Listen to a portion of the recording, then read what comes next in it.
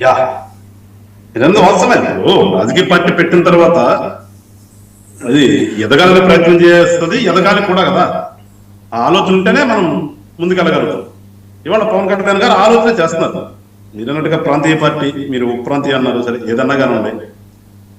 మేము ఎక్స్పాండ్ అవ్వాలనే ఆలోచనతోనే ఉన్నాము, ఎక్స్పాండ్ దిశగానే వాళ్ళు అడుగులు వేస్తూ ఉన్నాం. ఎందుకంటే ఇప్పుడు కేరళ, తమిళనాడు, కర్ణాటక అంటే ఇంక ఉన్నటువంటి క్రేజ్ ఉందండి.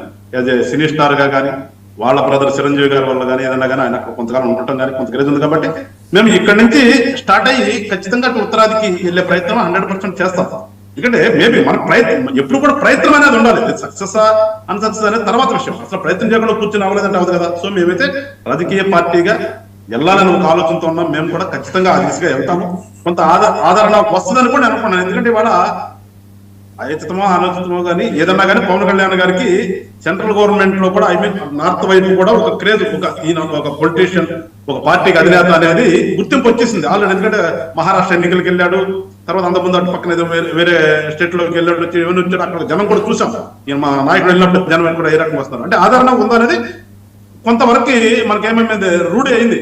సో దానికి అనుగుణంగా మేము ఖచ్చితంగా అడుగులు వేస్తూ వెళ్తున్నాం. మొత్తం అన్ని రాష్ట్రాల్లో కూడా వీలైనంత వరకు ముందు క్యాడర్ బిల్డప్ చేసుకుంటూ వెళ్తే రేపటి సీట్లు గెలుస్తాం లేదనేది తర్వాత విషయం.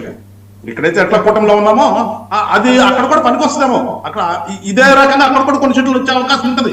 సో అందుకని ఏదేమైనా కూడా ఖచ్చితంగా పార్టీ అనేది ఆంధ్ర రాష్ట్రం అని కాదు, ఇండియా వైడ్ గా ఏదైతే ఆ రోజున పవన్ కళ్యాణ్ గారిని లోక్సభ సాక్షిగా మోడీ గారు కూడా ఏమన్నారు, ఉన్నారు కదా